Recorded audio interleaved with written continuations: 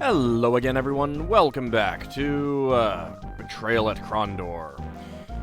So this encounter, I already went to Quester's View. This is on my way back up to grab the chests, and the assassin was a mercenary. James could tell by the hardened set of the Black Slayer's face that he hadn't hunted them down to avenge a wrong done him, hadn't chased them to collect a debt. He had come because the coin had been the right color and in the right amount. And for that price, win or lose, he would fight them to the death. I didn't see this guy on the map, so I think this is one of those ambush type situations. So let's see what comes of it.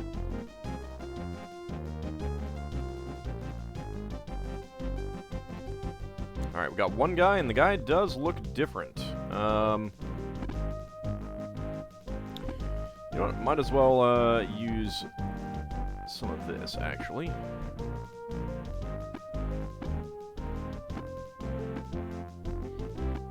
So I have increased some stats in various things. I will talk about something that I do want to mention in a moment. Let's put you on those.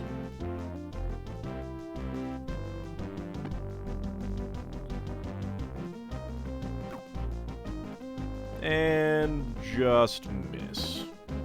Just go right on and miss.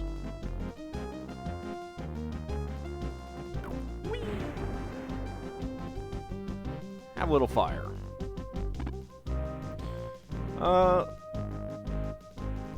Let's go ahead and use these since I don't have many of them.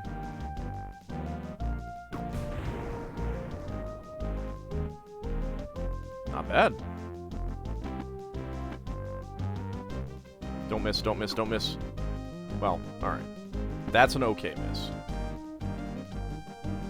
I don't know if this thing has, metal or not. Probably. I mean, it looks like he has a sword. But, why risk it?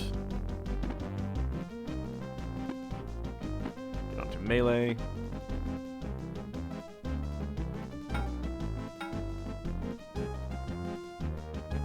And again, not gonna risk that crossbow. So close.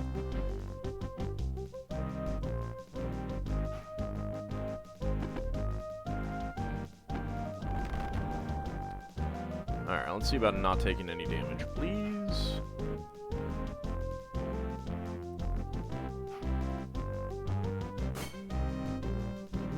Just go ahead and miss, why don't you? Alright. Flame cast. Just do... Owen! Sorry!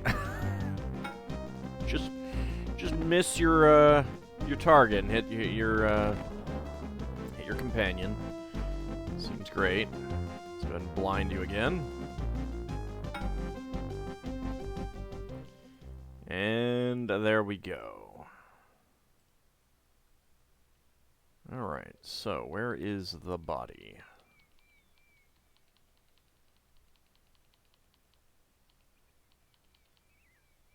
Huh.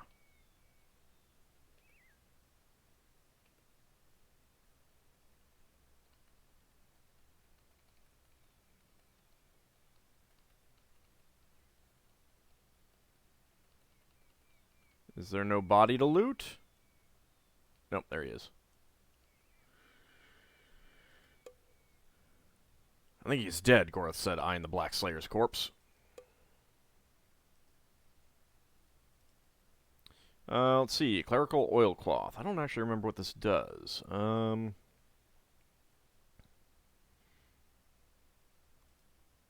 should probably just use it.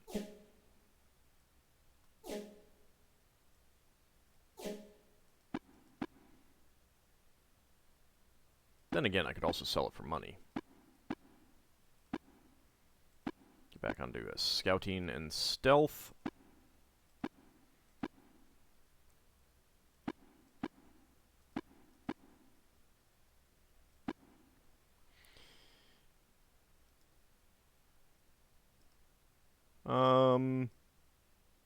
Sure. The dark sheen appeared as James applied the holy oilcloth, rubbing the metal until its surface drank up some of the residue. While its effects could be countered if his opponent had used the same oil, it at least ensured that he would be on even footing with anyone hostile that he met. Active mods, enhanced. That's all it says.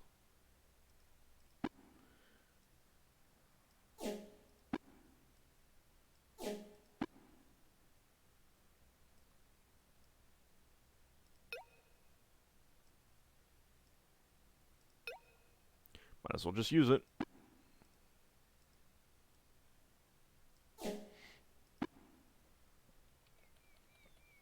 Okay. Now, how close am I? I think I'm pretty close to where the 3 chests were. Or not. Maybe they're on the other side of that hill. What was this building again?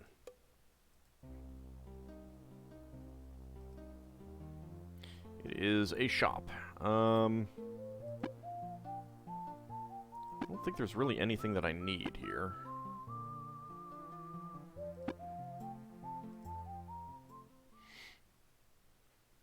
Well, I suppose I could sell some things. That'd probably be a good idea. Get onto weapon craft.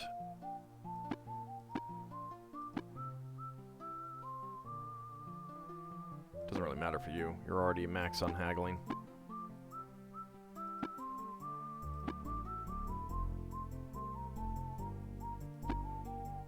You want haggling as well. Okay. So we're not getting as much out of these weapons. Oh, okay.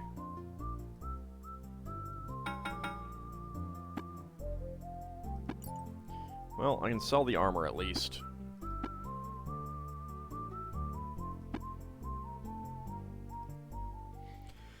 I suppose that's good enough. Alright, there we go. I do not remember which one was which, so let's just open them all. Though easy to spot when allowed to plume, that's smoke.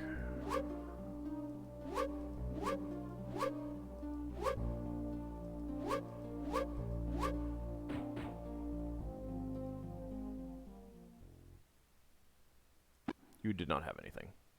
Okay. Pretty sure I left something in one of these.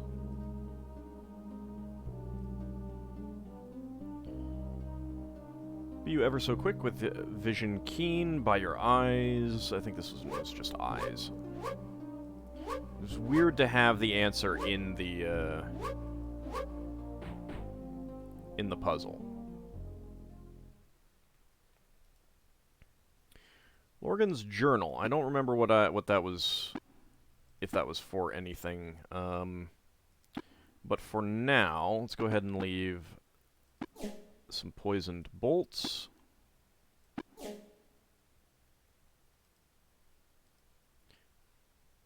I'll leave the books in a moment.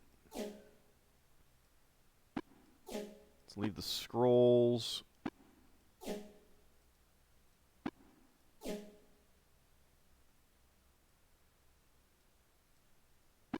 I'll leave that stack. Oh. Really? It's full now.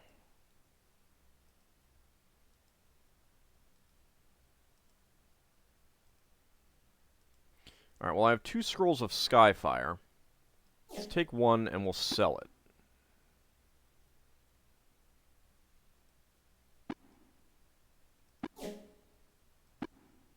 Okay, apparently that is full now. Okay.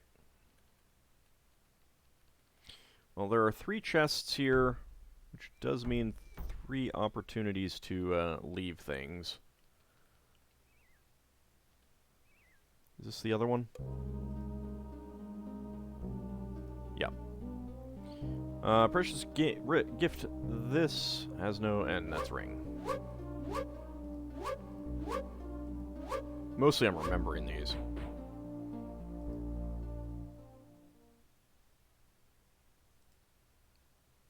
That one has flame cast. That has... Okay, so torches we can sell.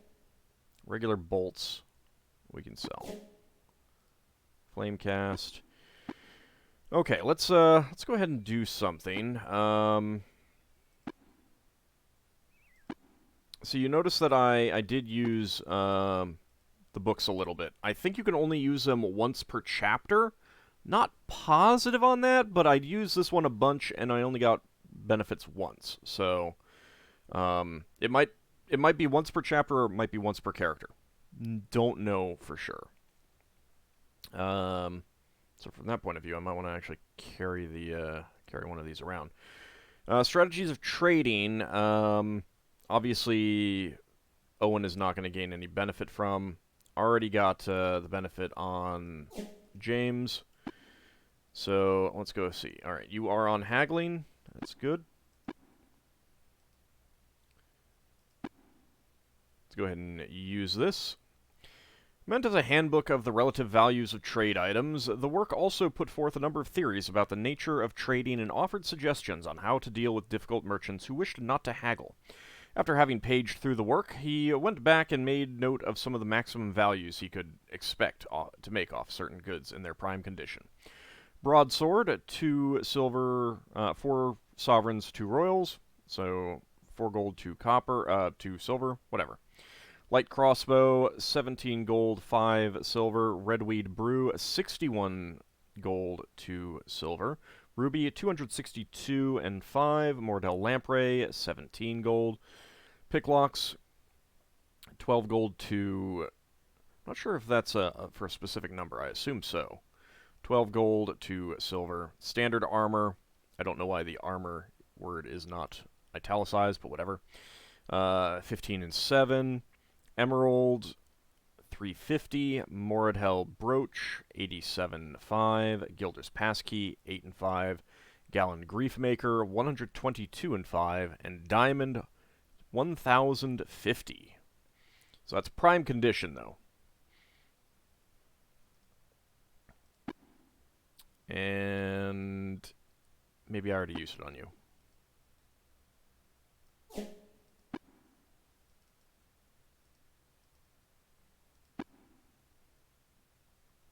Right, I think I used it on both of you already. Okay, this one I only used on Owen. And this is a special book. I want defense. Let's go with melee. Many times, Gorth flipped back to the cover of the book to reaffirm that the title had in some way been connected to the migration of birds. While the author had begun a discussion on winged wildlife, he had quickly meandered into a discussion of the famed battles of Midkemia, continued on to a reiteration of various battle songs, diverted to a rant about the prices of ale in the kingdom's taverns, tangentially lamented about the plight of magicians, and then ended on a humorous anecdote about his mother-in-law having consumed a vial of Fatimor's formula to outslug a Tsarani warrior in a bar brawl. Everything goes up. By 5, I think. Might have gotten a little bit more out of the accuracy, melee accuracy defense, because I had marked those. But, yeah. It's pretty good. I imagine that you, it's probably only going to be once per character, but... Alright, so, what do I want? Defense, definitely. And accuracy melee. Your accuracy melee is terrible.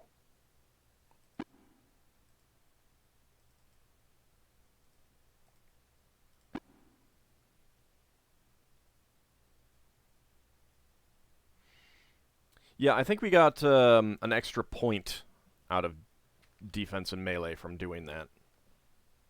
But this could have been better. I mean, well, could have been worse, I should say. Haggling at 69. Defense is up to 61. Accuracy melee is at 47. I'm going to need to get that up. His scouting and stealth are pretty good, though. Better even than... Well, his stealth is better than Gorath. But then again, he has the Weed Walkers, so that will help. Okay. So there we go with that. Do I want to leave the books?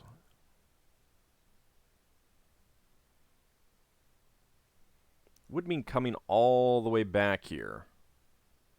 But I don't need them anymore this chapter, so...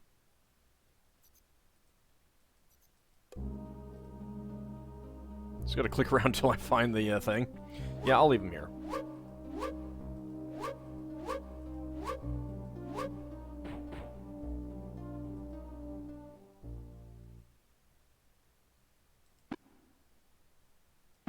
And we are also going to want to keep an eye out for the other books. There's I think there's a book that I didn't buy. So I'll have to go look for that. Skyfire. You know what? I'll just leave the Skyfire. I can sell it later if I decide it is worthwhile doing so. Alright, let's just go ahead and rest. There we go.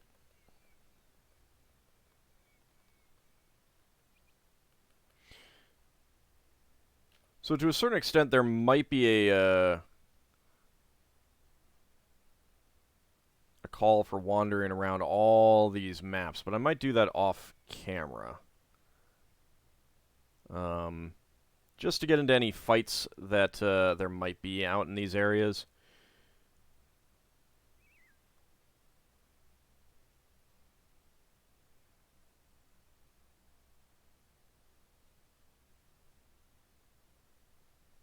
That body was still there. I think that was a fixed body or something.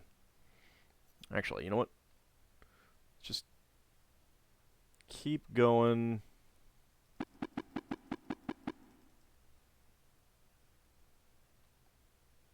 Until we need rest.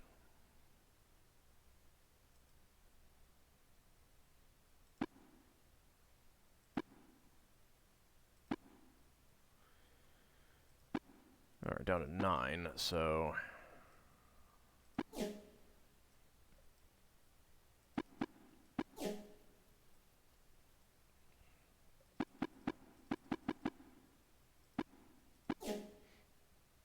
we go.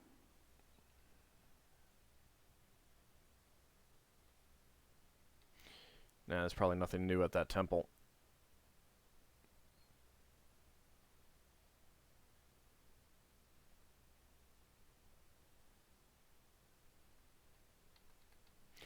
Alright, so let's go this way.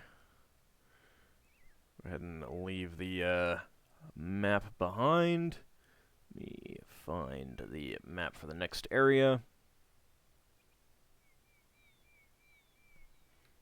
And on we go.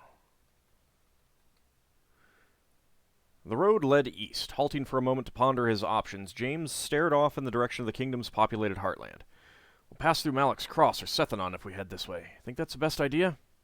Yup. The landscape flattened.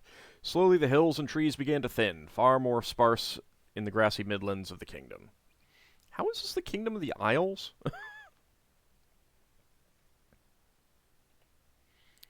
Well, we do have a village right off the bat. Let's see what we got.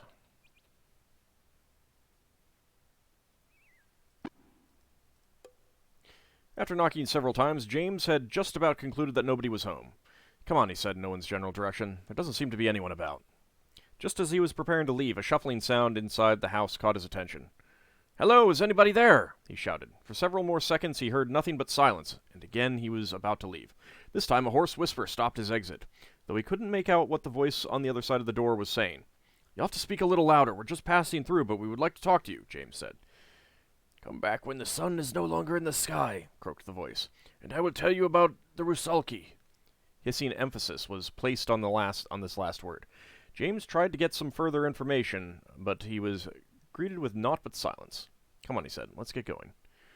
Alright, how close are we? Pretty close, so that's good. There's still plenty of buildings that we can look at before nightfall. Private residence. A middle-aged woman met James at the door. "Good day to you," he began. The sentence hung, unfinished in the air. Come in. My, aren't you fellows handsome? My name is Elizabeth. Are you married? My sister Caroline is a lovely young girl, and I think she would be just perfect for you. Would you like to meet her? Well, never mind that for now. Come in, come in. As the woman dragged them into the house, Owen marveled at the way she seemed to be able to talk without ever taking a breath. My husband would agree if he was here, but he works at the Mercantile, you know. The store just down the road. Does pretty well for himself. That's why we have this house, too. He had this house built just for me. Can you imagine? I used to help him at the shop, but now he insists I stay here all day long. Isn't he just the sweetest man? After several more minutes that felt like hours, James excused himself politely, and they headed for the door. The woman called after them as they left, but they pretended not to hear. Hey, well. I think that's the first one that we've seen. James pushed the door open. The place is abandoned, Gorath said, looking around the room. Maybe the occupants left something behind we can use. Let's have a look. Ooh, sweet! Looting 47 gold. And a crossbow.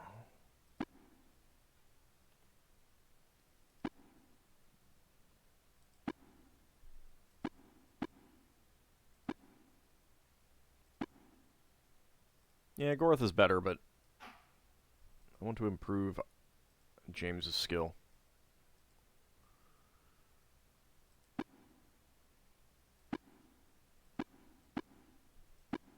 It's good to diversify in case someone is not in the party, kind of thing.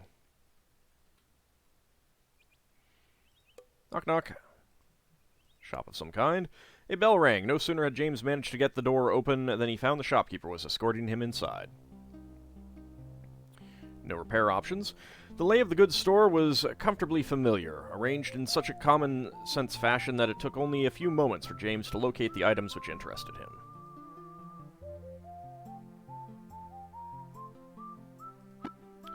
Alright, so we got 25 torches there. Let's go ahead and sell you. That's fine. Let's also get you onto haggling.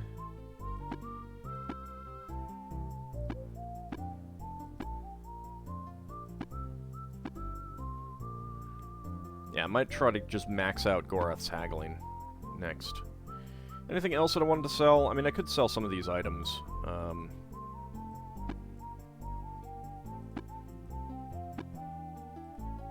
Don't want that one. Don't want that one. 54 sovereigns. What does this one do?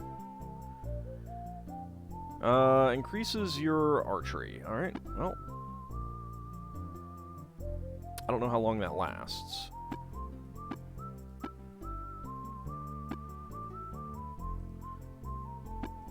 Alright, you're not interested in the weapons. Makes sense, I suppose.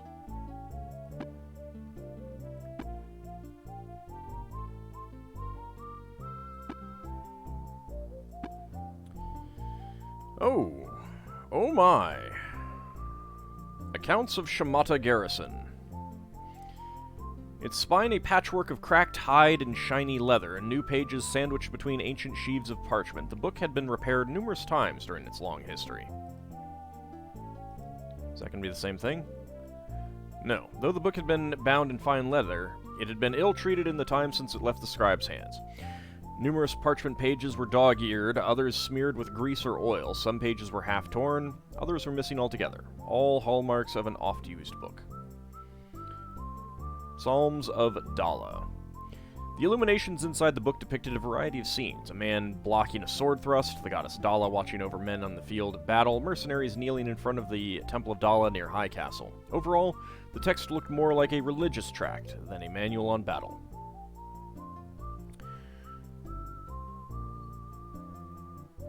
Chapels, rumor, and weapons. Oh, armor and weapons. Even with a cursory glance, he could tell that this book was rife with spelling errors, apparently much to the vexation of a previous reader. Large sections of the document had been struck through and rewritten in a more elegant hand in the margins of the book. Alright, so we got some books that we can take a look at. So that would be +3 weaponcraft, +3 armorcraft. Psalms of Dala is +4 defense, according to this information that I have. Strategies of trading, of course, we already know. And accounts of Shamata Garrison. +5 assessment.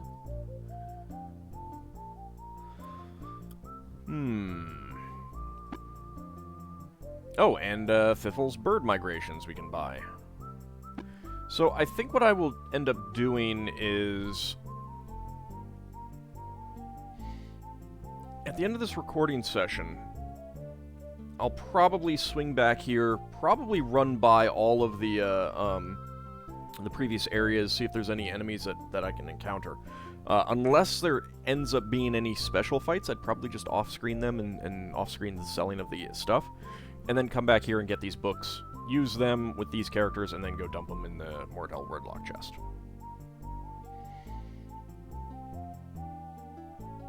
Prices seem expensive here, though.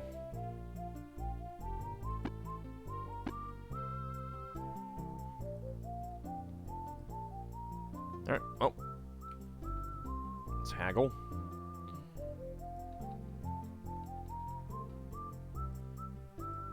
Piss off the shopkeeper, because I'm not going to buy anything.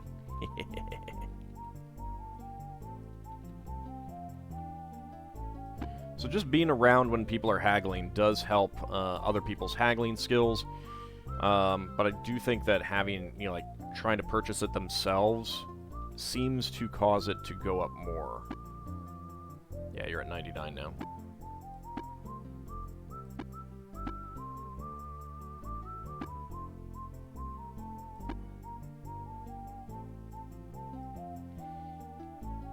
$162, so I can get these down a reasonable amount.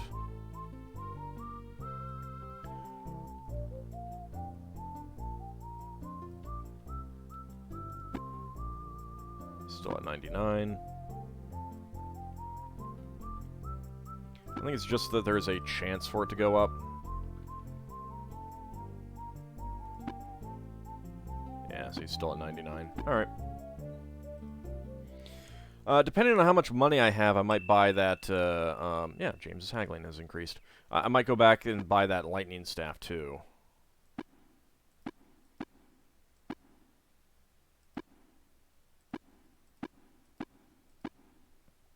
Okay, there we go.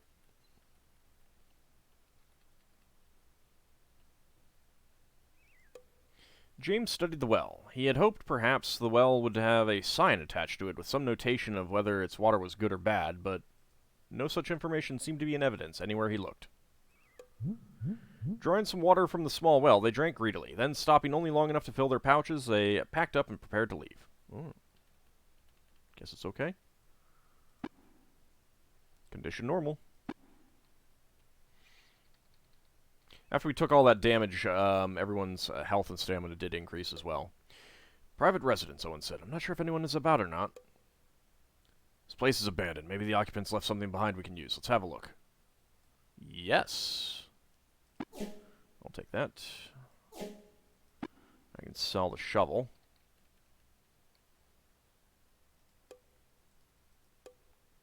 After knocking on the small wooden door, James stood back to survey the house and its surroundings. Darkmoor seems friendly enough, he said. The door swung open, and his attention shifted to a smallish woman who greeted him with a hug. Oh my, aren't you a dear? My name is Caroline. What's your name? Before James had a chance to answer, she ushered them all inside into the house. Inside, amidst a collection of knickknacks and odds and ends, and no doubt collected over 3/4 of a lifetime, they introduced themselves. They talked for several minutes as she refilled their water pouches with a pitcher sitting on a small wooden table in the corner. Have you seen the crazy old hen that lives down the road? She queried breathlessly. Only comes out at night. My sister Elizabeth thinks she's a witch or something. I just think she's crazy. Can't really blame her. Husband and son were both killed by evil spirits. That's what they say. Their pouches full, they managed to work their way to the door. The woman was still talking as she closed the door behind them. Yes, that's the, sister of the other woman.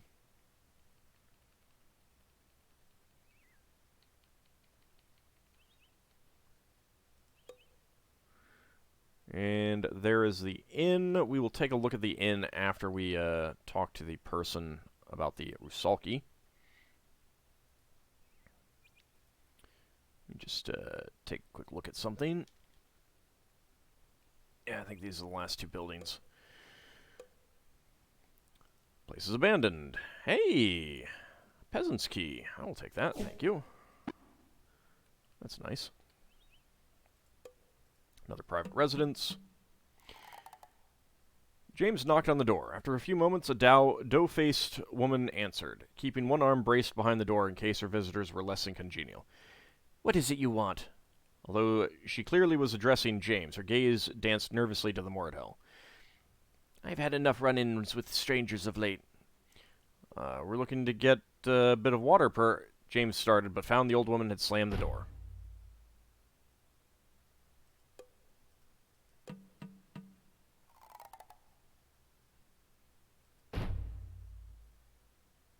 No? Alright. Fine, be that way. Be rude.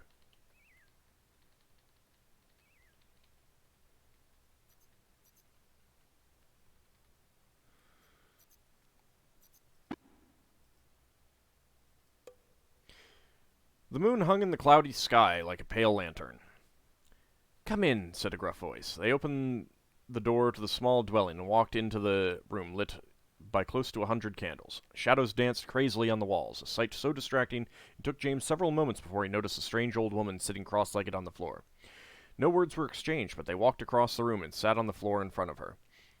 I shall speak of the Rusalki. As the woman spoke, she began to rock gently back and forth, her gravelly voice taking on a song-like quality. Innocence lost, lost, spring blossoms robed of carnal bliss, the goddess of death, their first kiss, their first kiss. Candlelight flashed in the wetness of her eyes as she continued. They will shrink away from her touch, they hate her so, hate her so. Find the magic touch, or you too may feel her icy kiss. The woman's head dropped to her lap, and James got up to leave. He started to speak, but thought better of it. They left the house as quietly as possible. So I believe that is related to a quest that we can do this chapter, and some other ones. But this is the first opportunity to do so, dealing with some Rusalki. And of course, we will try to do that. That is a private residence.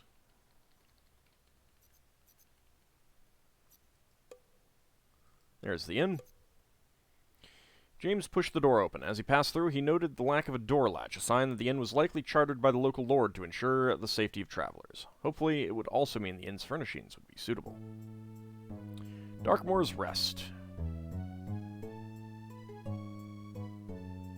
Alright, there's actually quite a few people in here. Within, the accommodations were humble. Several splintered tables had been jammed into the common room and arranged to accommodate perhaps 25 men, 30 if hunger pressed them. Greasy stains covered benches and walls, evidence of wild days past. However, we are going to talk to the people and rest at the inn in the next episode. See you then, everyone.